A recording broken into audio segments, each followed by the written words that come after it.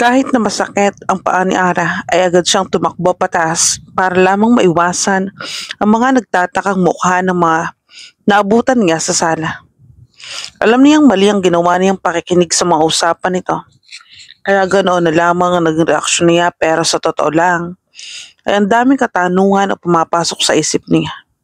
Wife? Narinig pa niyang sigaw ni Kenneth, pero hindi niya iyon pinansin at ikaikang umakyat sa taas.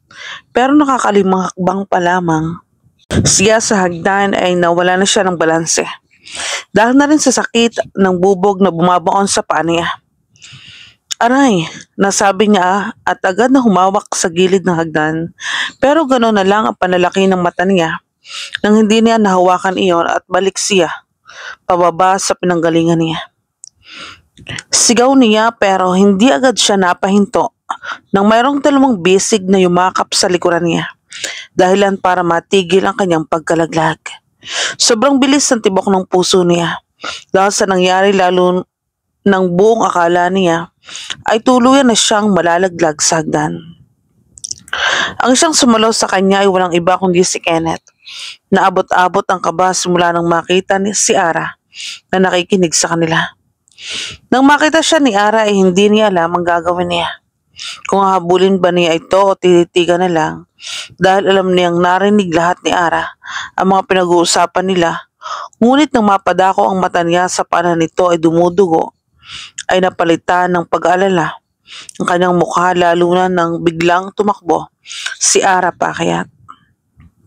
Mabilis pa sa 4:00 na sumunod si Kenneth dahil alam niyang maraming bubog sa paa nito at nagdurugo.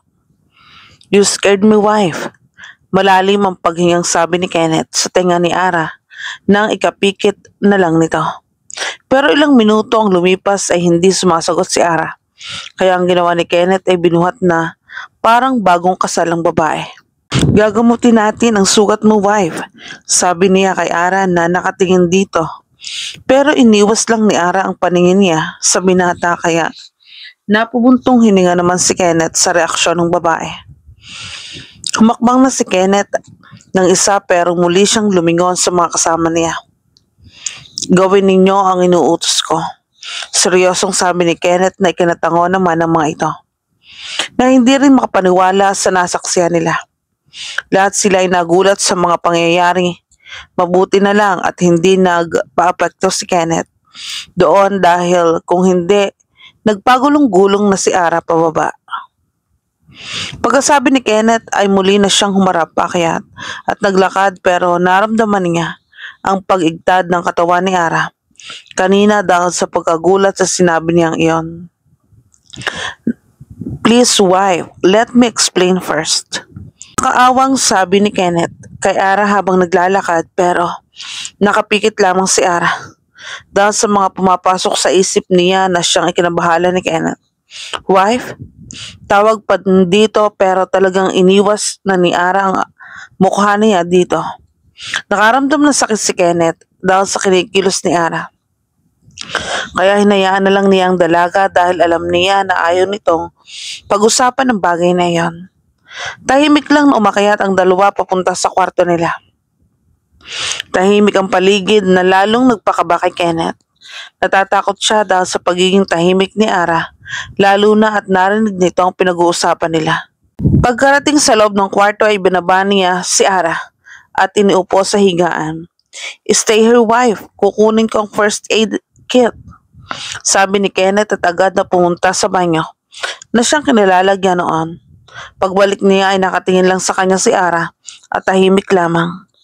Napabuntong hininga naman siya, pero naupo na lang si Kenneth sa sahig at hinarap ang paa ni Ara. Wife, bakit ka kasi tumakbo? Tingnan mo, lumala ang sugat mo, sabi ni Kenneth at tumingin kay Ara. Pero napayuko lang si Ara dahil sinabi ni Kenneth. Alam niya na mali ang ginagawa niyang pagtakbo, kaya nagigilty siyang napayuko. Nang makita ni Kenneth ang reaksyon ni Ara, inuwala ang inis niya dahil sugat ni Ara. Sorry, wife, nag-alala lang ako sa iyo, sabi pa ni Kenneth, pero hindi pa rin sumasagot si Ara. Kaya kumuha na lang si Kenneth ng panggamot at tinanggal na ang bubog doon. Naiyak na si Ara dahil sa sakit niyon. at inilayo ang paa sa hawak ni Kenneth. Stay still, wife. Alam kong masakit pero kailangan natin itong tanggalin. Sabi ni Kenneth at muling kinuha ang paa ni Ara at itinuloy ang ginagawa. Nag-aalalang tumingin si Kenneth kay Ara. Wife, kailangan kong matanggal to at baka ma-infection ka. Sabi ni Kenneth at kinailing ni Ara at tuluyang umakyat sa higaan na ikinatayo ni Kenneth. Wife, no, wag kang lalapit. Natigilan si Kenneth dahil sa sinabi ni Ara. Hindi siya makapaniwala na nasabi iyon sa kanya ng dalaga. Pumasok sa isip niya ang narinig ni Ara na alam na nito ang pinagagawa niya bilang mafia. Narinig ni Ara na pinapapatay niya ang isang tao. Sa pagkakatahimik ni Kenneth ay dahan-dahang tumingin si Ara dito at nakita niya ang gulat at sakit sa ekspresyon nito. Natauhan naman si Ara dahil sa nasabi niya kay Kenneth. Naisip niya na baka isipin ni Kenneth kaya siya nito. Hindi pinipilit ay dahil alam niyang pero ang totoo ay dahil lang iyon sa sakit ng pagtatanggal nito ng bubog sa sugat niya. Magsasalita na si Ara nang biglang tumalikod si Kenneth at dire-diretsyong lumabas ng kwartong yun. Nagulat siya dahil sa naging reaksyon ni Kenneth lalo na nang makita niyang mabilis na lumabas at sinarado nito ang pintuan. Kenneth? Mahinang sabi niya at agad na sumunod dito at bumaba sa higaan. Ngunit naging sanhi lang ito ng kanyang pagniwi at pagkaupo sa sahig dahil sakit sa muling pagbaon ng bubog sa paa niya. Napaiyak na lang siya. Dahil sakit at piling niya ang sama-sama niya at wala siyang kwenta. Hindi niya ginusto na masamain ni Kenneth ang nasabi niyang iyan. Habi? Iyak na sabi ni Ara. Ilang minuto na rin siyang nasa ganong ayos at umiyak sa sahig. Pero napahinto siya sa pag-iyak nang marinig niya ang pagpihit muli ng doorknob kaya nabuhayan siya ng loob at iniisip niya na baka kay Kenneth iyon. Anak, may sugat ka daw. Bumagsak ang balikat niya nang marinig ang boses ng ina at muli na namang napaiyak. Ara, anong ginagawa mo dyan? Gulat na sabi ng ina niya at agad ang tumakbo papunta sa kanya at tinalalayan siya nitong maupo sa higaan. Ma? Iyak na sabi ni Ara kaya niyakap naman siya nito at hinagod ang likod niya. Tahan anak, sabi niya rito at humiwalay din siya yakap nila dahil kailangan ng magamot agad ang sugat ni Ara. Kailangan na nating gamutin ang sugat mo anak, kaya tahan na. Sabi nito na ikinatango ni Ara. Nang simulan ang gamutin ng mama niya ang sugat niya ay muli niyang nabawi ang paa niya sa pagkakahawak ng ina. Ayoko po ma, masakit. Sabi ni Ara na umiling-iling pa dito at lumayo. Anak, no ma, masakit po, huwag kayong lalapit. Sabi ni Ara dito na ikinabuntong hininga ng ina niya. Anak, paano kapag may infection yan? Mag-aalala sa'yo ang kambal. Mag-aalala kami, lalo na si Kenneth. Alam mo bang nasaktan siya sa sinabi mo kanina? Agad na napatingin si Ara sa ina niya dahil sa huling sinabi nito tungkol kay Kenneth. Hindi ko naman po sinasadya at hindi yon tungkol sa narinig ko. Sabi niya na ikinatango ng ina niya. Alam ko anak, alam kong hindi ikaw yung tipo ng tao na maniniwala sa basta na lang naririnig at hindi aalamin ang paliwanag ng isang tao. Kilala din kita, natakot ka lang talaga mula sa pagkabata na magpagamot kapag nabubog ka. Sabi ng ina niya sa kanya na ikinayuko ni Ara. Halika na anak, gagamutin na kita. Pero si Kenneth, babalik din si anak. Pinagagamot niya lang sa akin ang sugat mo. Walang nagawa si Ara kundi lumapit sa ina at pinagamot ang sugat niya. Napuno ng daing ang kwarto nila. Dahil sa sakit ang pagtatanggal ng bubog na iyon, sabay mo pa ang pag-ayaw ni Ara dahil sa sakit na hatid niyan. Kaya nahirapan sila pareho sa paggamot sa sugat ni Ara. Kapag idadampi na ng ina niya ang bulak na may alkohol, o di kay pagtanggal ng bubog ay agad na inilalayo ni Ara ang paa niya, lalo na mas nagpatagal sa kanila. Ayan, tapos na rin sa wakas, sabi ng ina niya matapos ang halos kalahating oras na pagagamot nila na siyang ikinahiga ni Ara sa higaan dahil Feeling niya, tumatakbo siya ng napakalayo dahil sa hingal at sa sakit na nararamdaman niya. Anak, umalis ka muna dyan. Papalitan ko ng bedsheet. May dugo na oh. Napaupo si Ara dahil sa sinabi ng ina niya. At tama nga ito. May dugo doon dahil sa ginawang pag-akyat ni Ara kanina. Matapos palitan ng ina niya ang bedsheet ay naupo siya sa higaan at hinintay ng ina muli sa pagbalik nito sa first aid kit na ginamit niya. Huwag ka na muna magikilos anak dahil hindi pa tuluyang magaling ang sugat mo. Sabi nito sa kanya na ikinatango ni Ara. Maya-maya pa hinawakan ng ina niya ang kamay niya at tumingin sa mata ni Ara. Anak, pakinggan mo muna ang paliwanag ni Kenneth.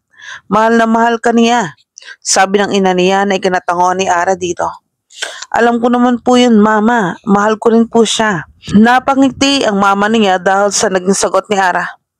Kapag dumating kayo sa ganitong sitwasyon, huwag mo nga hayaan na magtagal ang alitan ninyo, Ara. Dahil isa lang kayo. Hindi pa kayo kasal pero alam kong nararamdaman ninyo at kilala ninyo ang isa't isa. Sabi pa nito na ikinatango ulit ni Ara. Hinawakan ng ina niya ang pisngi ni Ara. Tandaan mong mahal din kita, Ara. Ikaw ang pinakamagandang bagay na nangyari sa buhay namin. Sabi ng ina niya na naluluha na kaya napakunot ang noo niya. Maalam ko po yun, wag na po kayong umiyak dahil mahal na mahal ko din kayo. Sabi nito sa ina niya at hinalikan niya ito sa noo. Sige na, maiwan na kita. Magpahinga ka na, okay? Tumangos niya sa ina niya at tuluyan na itong lumabas. Napatingin si Ara sa pintuan at gustong gusto na niyang lumabas para sundan si Kenneth pero hindi nga niya kaya dahil masakit pa ang paa niya. Ilang minuto pa siyang naghihintay kay Kenneth hanggang sa maramdaman niya ang antok kaya nahiga na lang siya at naghintay pang muli hanggang sa hindi na niya namalayan na bumaba ng talukap ng mga mata niyang sa kahintay kay Kenneth. Ilang minuto pagkatapos matulog si Ara, ay siyang pagpasok ni Kenneth sa loob at nakita niya ang babaeng mahimbing na natutulog. Dahan-dahan niyang sinara ang pintuan at lumapit sa higaan nila. Tumayo siya sa gilid ni Ara at pinagmasdan niyang muli ang mukha ng dalaga bago siya naupo sa gilid nito at hinaplos ang buhok niya. Bakit ba kasi palagi kang napapahamak dahil sa akin? Sabi ni Kenneth dahil talagang nag-aalala siya sa sugat nito. Muli siyang napatingin sa paa nito na may benda na ngayon at napahinga ng malalim dahil doon. Naiinis siya dahil sa nangyari kay Ara. Napahamak na naman ito pero katulad nga ng sinabi ng mama ni Ara ay maayos na ang sugat nito ngayon. Muli siyang napatingin sa mukha ni Ara na hanggang ngayon ay tulog pa rin at hindi man lang siya namamalayan na naroroon. Pakinggan mo ang paliwanag ko, wife. Hindi ko magagawang pumatay ng walang dahilan, sabi ni Kenneth at hinalikan ang noo ni Ara. Tuluyan na siyang nahiga sa tabi ni Ara at niyakap ito papalapit sa kanya. Sa ngayon ay hahayaan niya na munang makatulog ito at bukas ay magpapaliwanag siya dito.